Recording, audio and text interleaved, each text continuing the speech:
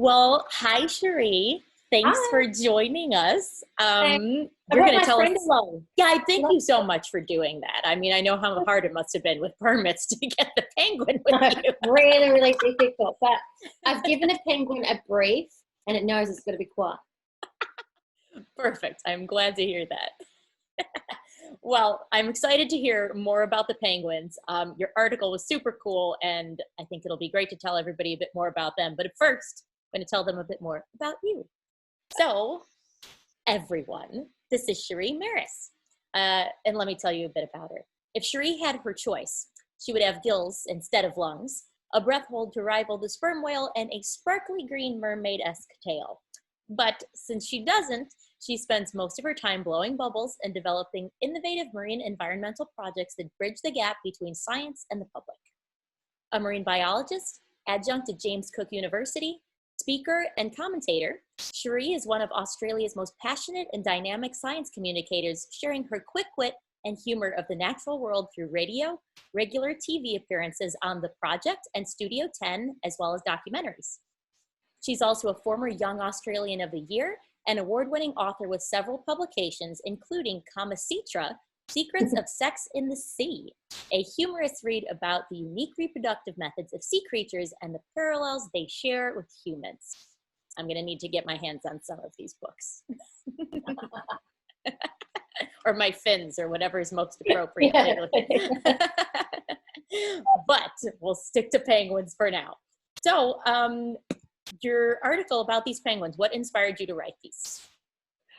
Look, I think people would be really surprised to know that on the front doorstep of one of the world's most livable cities, so Melbourne, which is where I'm from, we actually have a nesting colony of little penguins. And you can actually see the city skyline when you're looking at these penguins. And for me, people don't realise it. People think you have to travel hours down the coast, or they don't realize that so close to a city centre you can connect with marine life, and it's just so incredible. And I wanted to share that with people, to show people that.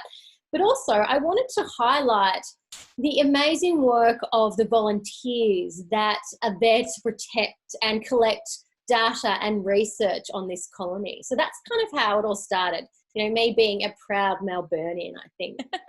That is as good a place as any to start, for sure. Yeah. So tell us a little bit about what the volunteers do as far as research goes. Look, the volunteers, are so incredibly important. They do two things. The first thing that they do is every second weekend, they'll come and they'll do research. So they'll look at the nesting chicks, they'll do sex ratios, they'll look at how many are in the colony, they'll clean out all the litter and plastics, because there's an increasing amount of litter that they're actually seeing in the nest, which is a bit of a concern. But aside from that, what they also do is, where these penguins are found, they're found on a man-made breakwater that's basically made out of volcanic rock. So there's lots of little nooks and crannies where these penguins can nest. Half of that section is accessible to the public, which is great. The other half isn't. And so that section that's accessible to the public, these volunteers will come out and make sure that the visitors are doing the right thing. They're not putting, flashes in the face of these little penguins, right, and basically educating them about the penguins and about our actions and the impacts that they have on this colony. So they play a really vital role. And these volunteers are there every night, except I think Christmas and New Year's Eve. I think that are the only two nights that these volunteers don't go out, which is so impressive and so incredibly dedicated. And just meeting these volunteers, it's inspiring enough seeing, these cute little penguins waddling around, but just sharing the passion with these volunteers, it's, it rubs off on you, and it's just really amazing. That's really neat. Yeah, it is. Yeah. That's fun. So what kind of research gets done there? What are they tracking? What are they looking at? At the moment, the research that's been conducted, so there's been a number of different research projects over time. The one that they're looking at the moment is the difference in the amount of chicks that are being produced from the public section to the private or the enclosed section that's not available to the public. And what they found from last year is that the public section has fewer eggs, and it seems to have a longer kind of breeding season compared to the area that's not accessible to the public. And there's a few reasons that they're thinking, why is this so? And they still don't know this. It's just a kind of a hypothesis. Is it because there is more traffic going through this section, so the birds are getting more disturbed? Is it because of the photo period? So on this section, there's bright lights so people could see them.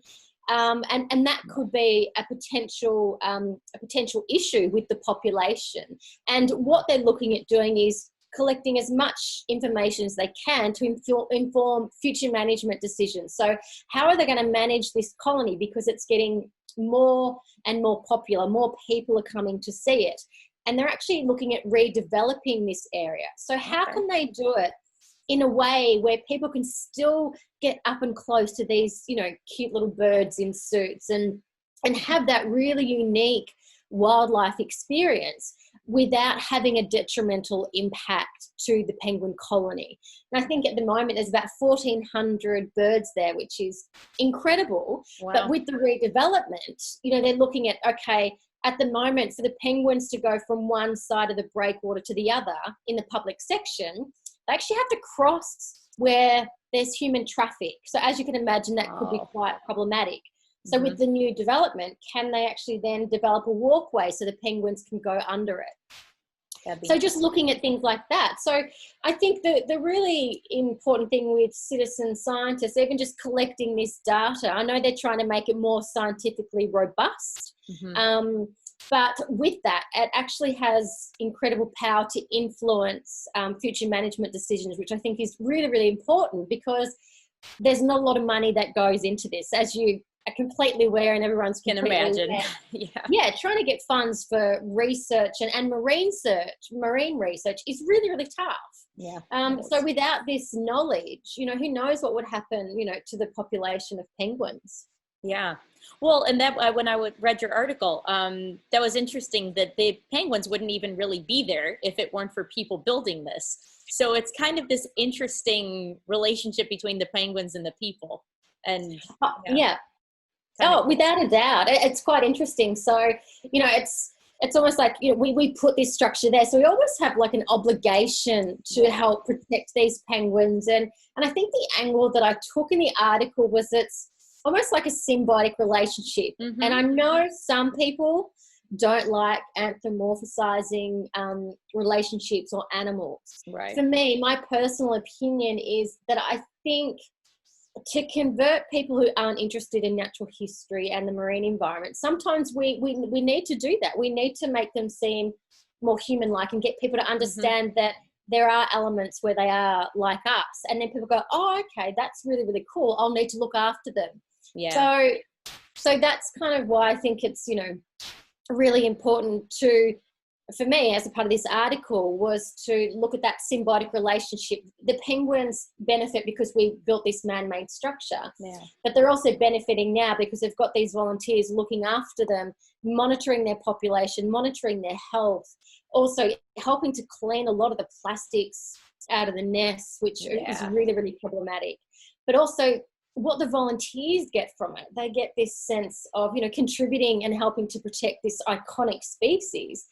But it's kind of bigger than that. You've got people who are crossing paths with other people they would never have met in an outside world kind of context. Mental health, you know, improves because they're contributing, you know, they're getting, you know, out in the outdoors and, you know, seeing these little penguins up close, like, just, it's incredible. So there is this kind of symbiotic relationship, which I really love. And that was kind of the angle that I was trying to take. It's this really beautiful kind of partnership. So it was great. It was a really great article. And that's, you know, I'm really lucky that I get to showcase and put a spotlight on what these incredible volunteers are doing for this little cutie and all its mates. And they are so cute and so little. I mean, they're like tiny the world's things. Smallest penguin. And they've got this beautiful blue plumage and Yeah, they're very charismatic, and we were there at breeding time, and they are so noisy. You know, they're competing for partners. It's like, look at me, look at me. It's yeah, that was a really interesting time to be there, because you think, That's oh, cool. they're so cute, but gee, they're so noisy. I love it. Maybe they'll be featured in the second volume of Kama Sutra.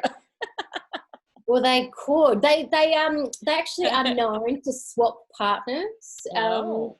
Yeah, so most of the time they're monogamous, but they are known to swap partners. There was one penguin, it was called Pegleg, and it was a male, and it had like a penguin penthouse overlooking Too the funny. city skyline. And every year he would have a different girlfriend and then father their babies. I'm like, wow, Popular. he was very popular. So That's yeah, really funny. and it's, you know, learning things like that that I Yeah. think is really interesting, and, you know, give some kind of character. But one thing that they are really cautious of, and which is understandable, is they don't give them names. They're numbers. The penguins have Okay. numbers. Yeah, lucky As I'm not in tempting as it control. is. Yeah, exactly. I'd be just, you know, giving them all really cute names.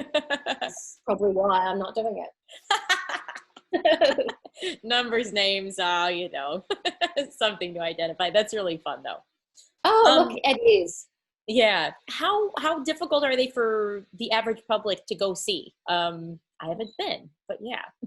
It is ridiculously easy. You just walk down the end of the pier at sunset. There's a little boardwalk, there's a little seating area, and you can actually just see them. So, you know, not even a meter away, you can see the penguins, and you can see them start to come in as the sun sets. You just see their little heads bobbing, Oh, and then they kind of waddle in.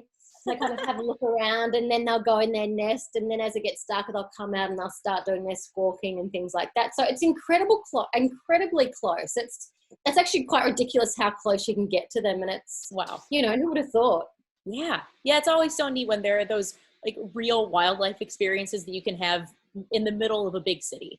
And it's just so Yeah. unique. It's a cool meshing of very different lives. So yeah, Yeah, I like definitely. And it. I think it's, getting that balance of making sure that we can do that in a way that's not going to impact on their breeding Right. or the way that they forage or Yeah. anything like that. And that's, again, that's why, you know, this article is really important. But, you know, they've also got great support from the local manager there, Parks Victoria, who are incredibly supportive of their work. And, you know, some of these volunteer researchers have been doing it for 40 years plus. Wow. So there is so much knowledge there. I just wanted to be like a sponge and kind of get it all. But That's so fun. yeah, it's just so inspiring. I walk away and go, okay, what else can I do? I want to do more. Right?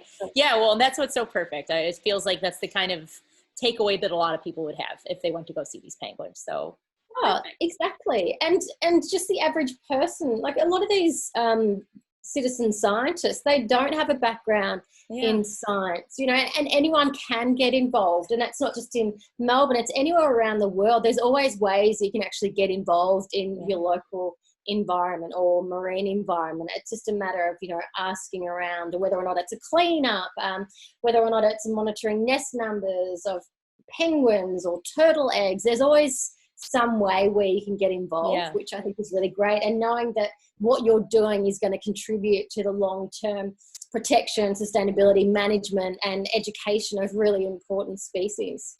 Definitely. Yeah. Well, very cool. Well, next time I'm there, I'm going to need to go take a trip and see them, apparently. You've got to put on your tuxedo. That's right. Dress up. Do a little blue in my hair, and then we'll have at it.